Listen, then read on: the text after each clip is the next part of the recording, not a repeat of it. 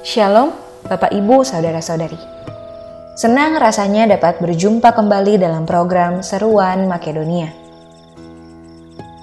Sebelum kita bersama membaca dan merenungkan firman Tuhan, mari kita memohon penyertaan Roh Kudus. Kita berdoa. Bapa, kami bersyukur atas pertolongan Tuhan. Kami boleh kembali melalui satu hari kami karena pertolongan Tuhan saja. Berbagai hal, aktivitas boleh kami lakukan. Karena itu Tuhan, dalam kesempatan yang indah ini, izinkan kami untuk menutup hari kami dengan bersama-sama membaca dan merenungkan firman Tuhan. Kiranya Roh Kudus menyertai kami, membuka hati dan pikiran kami, kami boleh kembali memahami apa yang ingin Engkau sampaikan dalam perenungan firman malam hari ini.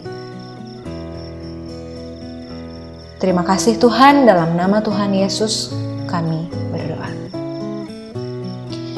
Bapak Ibu, firman Tuhan hari ini diambil dari Matius 4 ayat 1 sampai 11. Matius 4 ayat 1 sampai 11 demikian.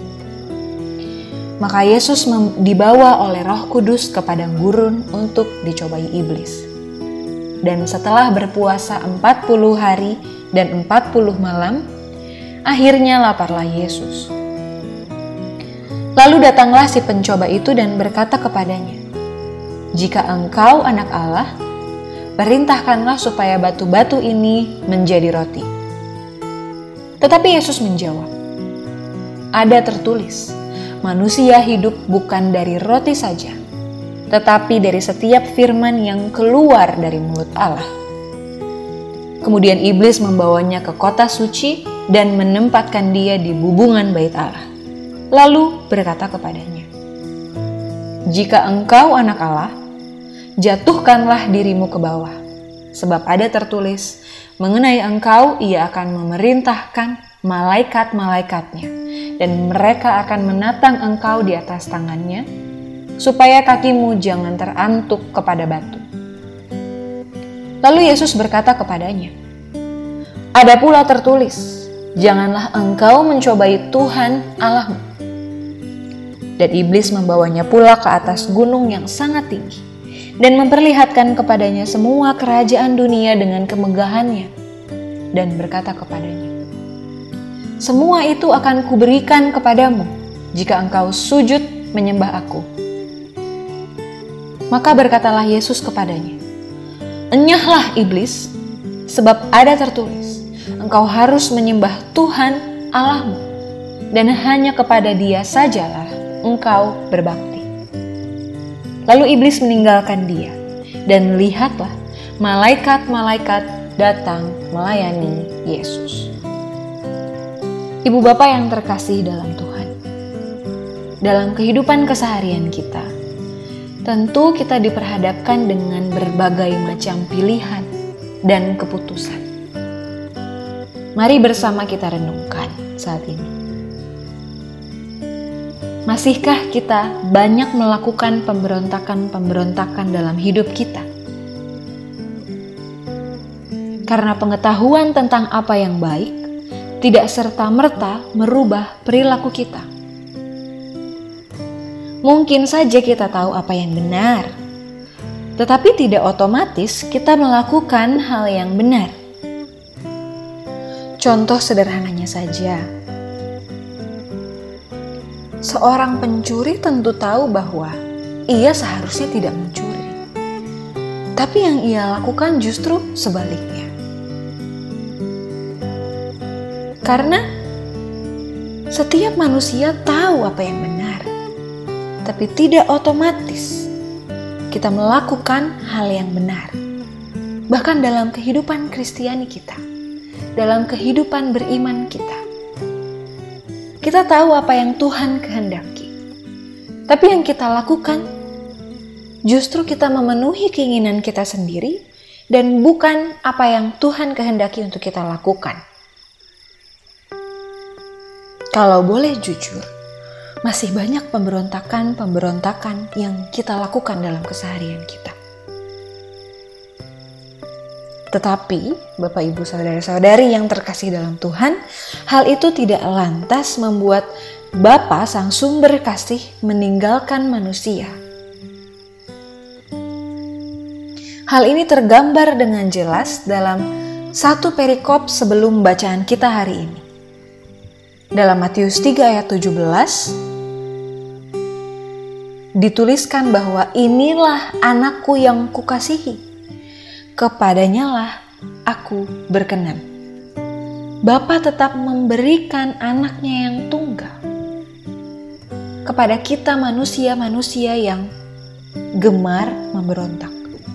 Dengan kata lain, Allah yang berinkarnasi dalam Yesus turut merasakan penderitaan manusia.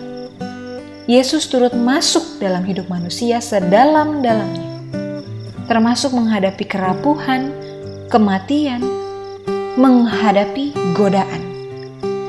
Di Matius 4 ayat 11 kita telah baca bersama, ada 3 godaan yang diperhadapkan oleh iblis pada Yesus. Yang pertama, mengubah batu menjadi roti. Yang kedua, menjatuhkan dirinya ke bawah untuk melihat malaikat-malaikat yang akan menatang Yesus di atas tangannya. Dan yang terakhir, memberikan seluruh kekuasaan ke dalam tangan Yesus. Hal ini ingin menunjukkan pada kita bahwa memperjuangkan kehendak Bapa akan berjumpa dengan tantangan-tantangan dan godaan. Dan yang Yesus lakukan adalah menaklukkannya. Bahkan ketika godaan itu berjumpa dengan hidup dan mati. Terkadang alasan hidup dan mati justru menjadi dalih kita untuk berhenti memperjuangkan kehendak Bapa, untuk berhenti melakukan berbagai kebenaran yang sudah kita tahu harus kita lakukan. Dalam hal inilah Yesus menunjukkan arti hidup, bahwa hidup lebih tinggi dari kekuasaan, dari pemenuhan hidup, dan sebagainya. Perikop ini ingin memberi kekuatan pada kita, bahwa teruslah perjuangkan kehendak Bapa. Tetap lakukan kebenaran, karena hidup lebih tinggi daripada soal kesenangan dan kebutuhan. Hidup tentu jauh lebih besar dari memenuhi keinginan kita sendiri, yaitu nilai kehidupan yang memperjuangkan kehendak Allah. Itulah makna hidup yang ingin ditunjukkan dalam perikop kita malam hari ini. Kehidupan adalah memperjuangkan kehendak Allah itu sendiri. Agar benarlah yang dikatakan, datanglah kerajaanmu, jadilah kehendakmu di bumi seperti di surga. Melalui tindakan-tindakan kebenaran kita, memperjuangkan kehendak Allah. Kita diingatkan untuk tidak perlu khawatir, karena Bapa pasti pelihara. Persis seperti apa yang tertulis dalam Matius 6 ayat 33, tetapi carilah dahulu kerajaan Allah dan kebenarannya, maka semuanya itu akan ditambahkan kepadamu. Kalau kita benar-benar percaya bahwa Allah tetap memelihara kita dalam situasi apapun, maka rasa percaya itu akan mendorong kita untuk bertindak benar. Rasa percaya itu akan mendorong kita untuk terus memperjuangkan kehendak Bapa dalam segala situasi. Kiranya Tuhan memampukan kita melalui hari-hari kita ke depan dalam setiap pilihan yang Tuhan perhadapkan pada kita di hari-hari yang Tuhan percayakan. Mari kita berdoa. Bapa, kami bersyukur untuk sapaan firman-Mu malam ini. Tolong mampukan kami untuk menjadi pelaku firman-Mu dan taat kepadamu. Hamba berdoa buat umat-Mu, kiranya Tuhan senantiasa memberikan kekuatan dan perlindungan dalam menjalani kehidupan ini. Serta kiranya Tuhan jauhkan dari mara bahaya dan sakit penyakit, terutama paparan COVID-19 yang sedang mewabah saat ini. Bapa, dalam istirahat kami malam ini, kiranya Tuhan melindungi kami.